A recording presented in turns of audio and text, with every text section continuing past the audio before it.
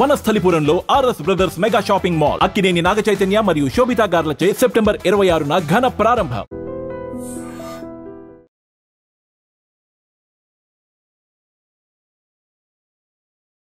కాంగ్రెస్ నాయకులే ఇంకో మాట కూడా అంటున్నారు సార్, బీఆర్ఎస్ ను బీజేపీలో విలీనం చేసే ప్రయత్నాలు చాలా జరిగాయి.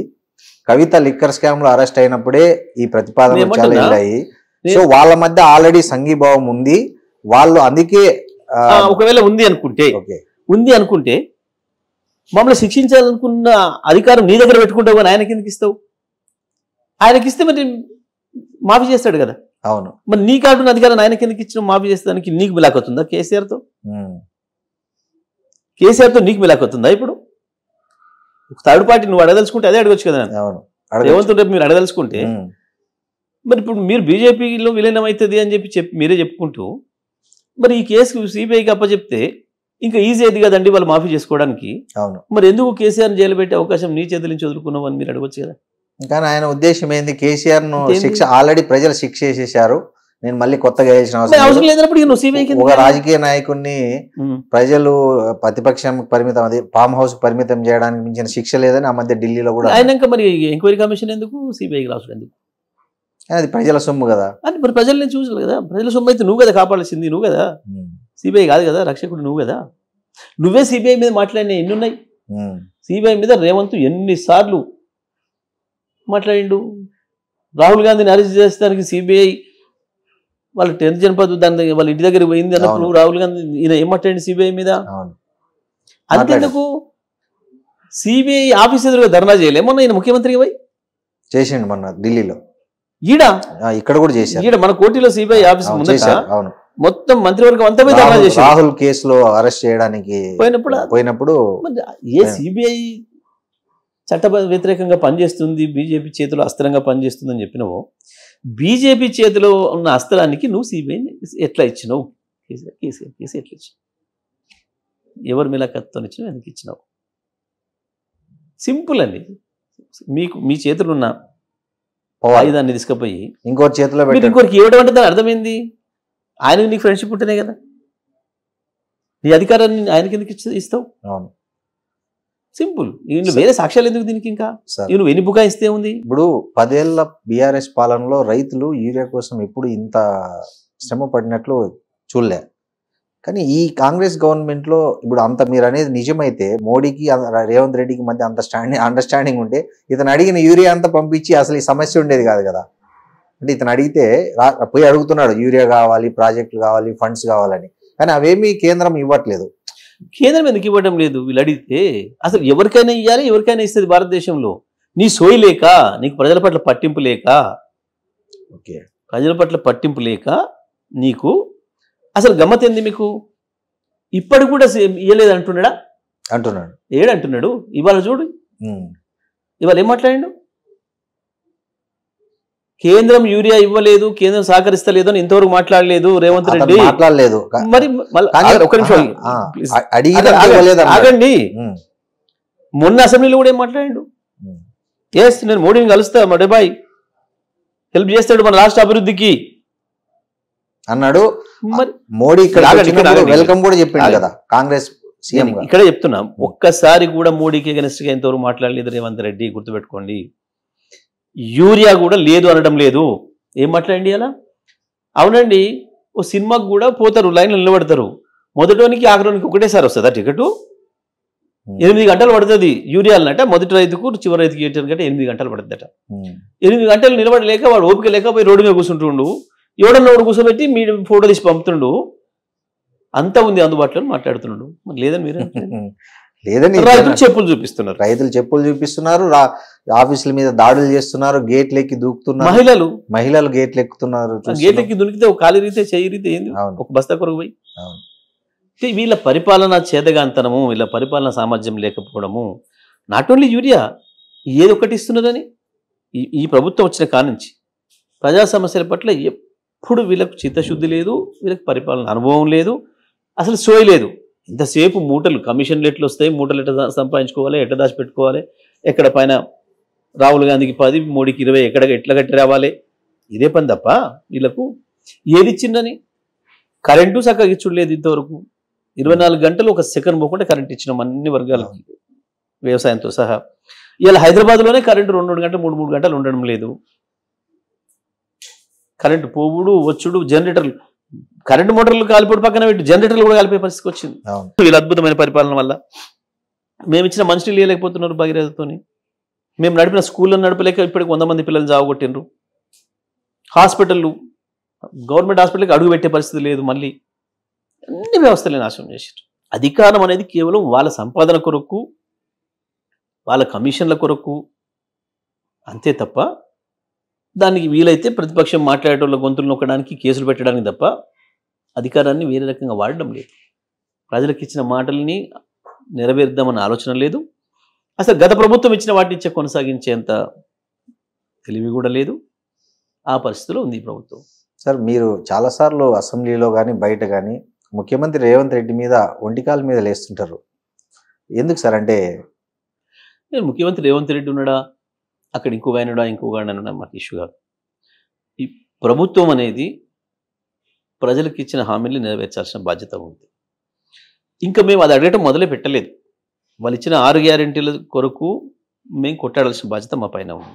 ఎందుకంటే ప్రతిపక్షంగా మాకు ప్రజలు ఈ అవకాశం ఇచ్చిండ్రు, వాళ్ళకి ఏం అధికారం చేసే అవకాశం ఇచ్చిండ్రు. వాళ్ళ మాటల్ని నమ్మి 2 లక్షల రూపాయలు రుణమాఫీ అవుతుందని, 15,000 రూపాయల రైతు భరోసా వస్తుందని, ఇంటింటికి తులం బంగారం వస్తుందని, ప్రతి మహిళకి 2,500 రూపాయలు వస్తాయని, మొత్తం 2 లక్షల ఉద్యోగాలు ఏడాది లోపల వస్తాయని, 4,000 రూపాయల నిరుద్యోగ భృతి వస్తుందని, ఆటో కార్మికులకు 12,000 రూపాయలు వస్తాయని, ఉపాధి హామీ కార్మికులకు 12,000 రూపాయలు వస్తాయని, ఉద్యోగస్తులు మొత్తం మాకు టీఏడిఏలు వస్తాయి, మాకు అనుకున్నంత అన్నీ కూడా వస్తాయని చెప్పి అన్ని రకరకాల ఆశలతోని ఓట్లు వేసిండ్రు. వాళ్ళు మాట ఇచ్చిండ్రు, 420 హామీలు ఇచ్చిండ్రు, ఓట్లు వేసిండ్రు.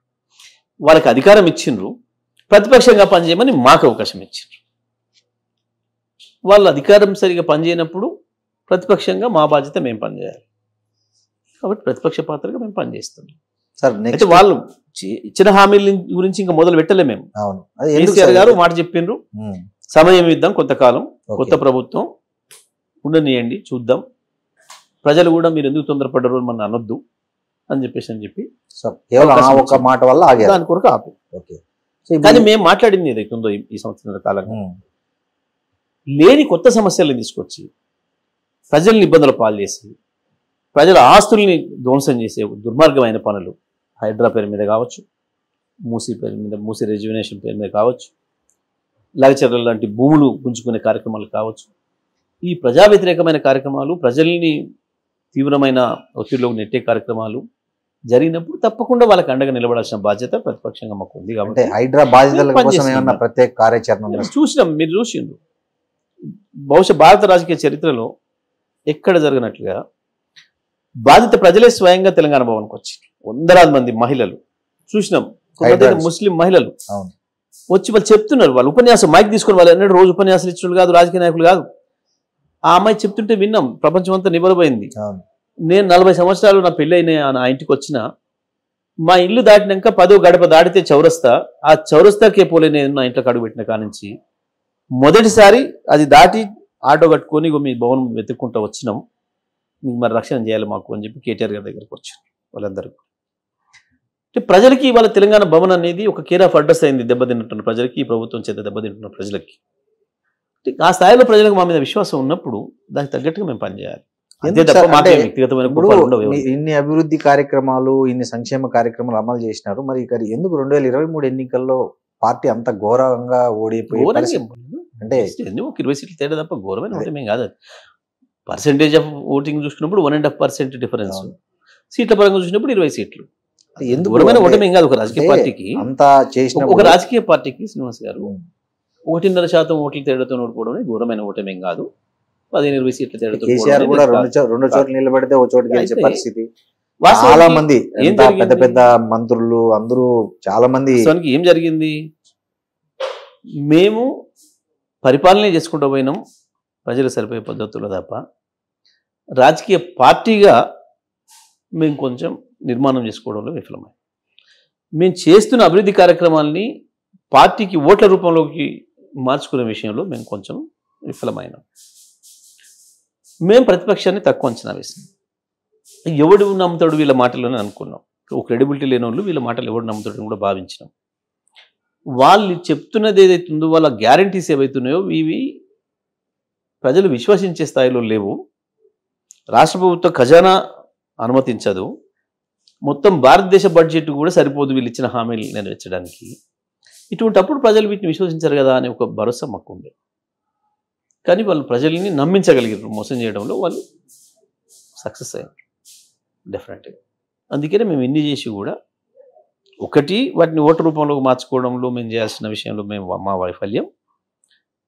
6 గ్యారెంటీలతో పాటు 420 హామీలు ఇచ్చి ప్రజల్ని నమ్మించడంలో వాళ్ళు సాధించిన విజయం ఈ ఫలితం కాదు. కానీ పార్టీ జెండా మోసిన చాలా మందిని పట్టించుకోలేదు.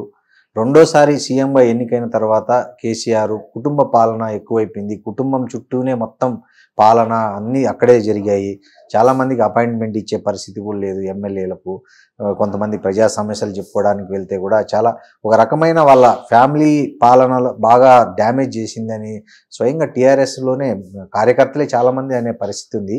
ఈసారి అట్లాంటి తప్పిదాలు జరగకుండా ఏమన్నా సింపుల్ కార్యకర్తలకు అన్యాయం జరిగింది పట్టించుకోలేదు. జెండా మోసిన వాళ్ళకి మొదటి నుంచి పార్టీ నిర్మాణానికి కృషి చేసినందుకు చాలా మందిని అసలు పట్టించుకోలేదు, పరామర్శించే పరిస్థితిలో కూడా లేరు. వాళ్ళను అసలు ఇది తెలివి తక్కువ మాట. ఇది అంటే ఎవరైతే సపోజ్ ఎవరైతే ఆత్మ బలిదానాలు చేశారో వాళ్ళ కుటుంబాలకి కనీసం ఒక పేరేమన్నా చెప్తారు. ఎవరైనా గద్దరే ఉన్నాడు, పార్టీ కాదు. అంటే ఒక ప్రజా గాయకుడు 4 సార్లు వెళ్ళి బయట కూర్చొని రావాల్సి వచ్చింది. గద్దరు కొంచెం ఆయన మానసికంగా దెబ్బతినడేమో కానీ, ఎందుకనంటే ఎవరైనా ఒక మంత్రి దగ్గర పోయినా, ముఖ్యమంత్రి దగ్గర పోయినా, ఒక ఎమ్మెల్యే దగ్గర పోయినా అపాయింట్మెంట్ తీసుకొని పోతారు. అంతేకాదు నేను మీ ఇంటికి రావాలంటే కూడా మీకు ఫోన్ చేసి అడిగి రావాలి.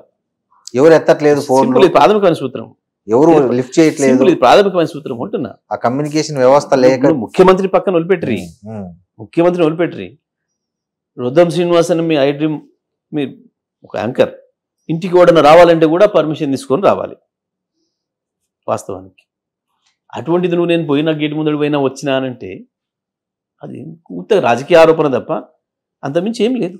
అంటే ఆయన కూడా టీఆర్ఎస్కు వ్యతిరేకంగా మాట్లాడాల్సుకుని మాట్లాడాడు, కేసీఆర్ వ్యతిరేకంగా మాట్లాడాల్సుకుని మాట్లాడండి. ఆయన బీజేపీ మీటింగ్ పోయిండు, బీఎస్పీ మీటింగ్ పోయిండు, ఇంకో మీటింగ్లో కూడా పోయిండు. ఆయన చూసినాం మనం.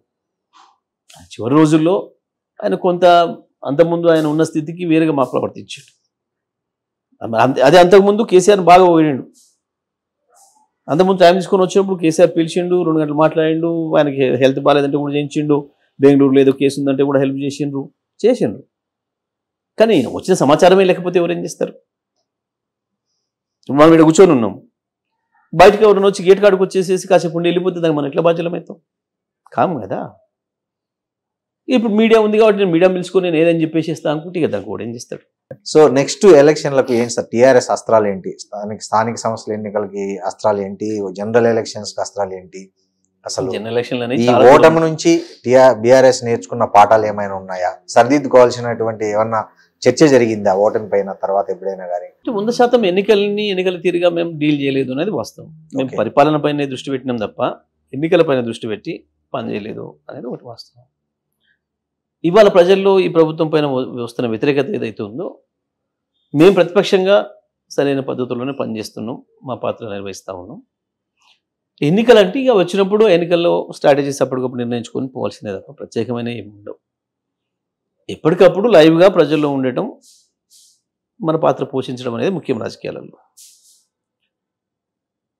సో స్థానిక సంస్థలకు సంబంధించి ప్రత్యేకమైన వ్యూహాలు ఎవరికి ఏమి ఉండవు. ఎందుకనంటే జనరల్గానే ప్రభుత్వానికి అనుకూలంగా ఉంటాయి ఎప్పుడైనా సరే స్థానిక ఎన్నికలు. ఎందుకు అనంటే ప్రభుత్వం వాళ్ళ చేతిలో ఉంది కాబట్టి మేము ఇంకా ఇది చేస్తాం అది చేస్తామని చెప్పి ప్రజల్ని ఆశ పెట్టే అవకాశం ఉంటుంది, ప్రజలు దాన్ని విశ్వసించే అవకాశం కూడా ఉంటుంది సహజంగానే. ఇంకా 3 సంవత్సరాలు ఇప్పుడు ఇచ్చిన హామీలు ఈ 2 ఏళ్లలో నెరవేరలేదు కాబట్టి మళ్ళీ నమ్ముతారంటారా? దాని ప్రభావం కొంత కనబడుతుంది. ఓకే, దాని ప్రభావం ఇప్పుడు స్పష్టంగా కనబడుతుంది. ఇవాళ ఊర్లో పోయినప్పుడు యూరియా కార్డు పోయినప్పుడు మీ యాంకర్లు పోతారని చెప్తున్నారు ప్రజలు మీ యాంకర్లకు చూపించి మరి కెమెరాలో చూపించి వాళ్ళు చెప్తున్నారు, వాళ్ళు కొట్టుకుంటున్నారు. మరి కొంతమంది మహిళల్ని మనం చూస్తున్నాం, ఇది లైవ్ ఉందమ్మా, ఇది మరి వాళ్ళు చూస్తున్నారు, నువ్వు ఇట్లా మాట్లాడుతున్నావు అంటే చూసుకోమని అని కూడా మాట్లాడుతున్నారు, ఇష్టానుసారం మాట్లాడుతున్నారు వాళ్ళు. మనం చూస్తున్నాం ప్రజల్లో గంత వ్యతిరేకత కనబడుతుంది. తప్పకుండా అది కూడా రిఫ్లెక్ట్ అవుతుంది, కొంత దాని ప్రభావం కనపడుతుంది ఎన్నికల్లో చూస్తాం. Thank you sir, thank you. ఇది ఇవాల్టి ఓపెన్ టాక్ విత్ రుద్దం శ్రీనివాస్. వచ్చే ఎపిసోడ్లో మళ్ళీ కలుద్దాం. And for more videos, Please subscribe to iDream. Please subscribe to iDream. Please subscribe iDream. And please subscribe to iDream. For more videos, subscribe to iDream. please like, share and subscribe to the channel. Congratulations, iDream. Subscribe to iDream. Subscribe to iDream. So subscribe to iDream Media. iDream ki iDream team andarki huge congratulations. Please subscribe iDream Media. Please subscribe to iDream. Subscribe iDream. Please subscribe to iDream. iDream అంటే నా కళల ఛానల్ను subscribe చేసుకున్న నోరు తిరుగుతలేదు, మీరైతే గంట గుర్తు కొట్టండి. For more such videos, please subscribe to iDream. Subscribe to iDream. Please subscribe to iDream. Please subscribe iDream Media. Please do subscribe to iDream. Please subscribe to iDream Media. For best entertainment and information, please subscribe iDream. And don't forget to subscribe to iDream.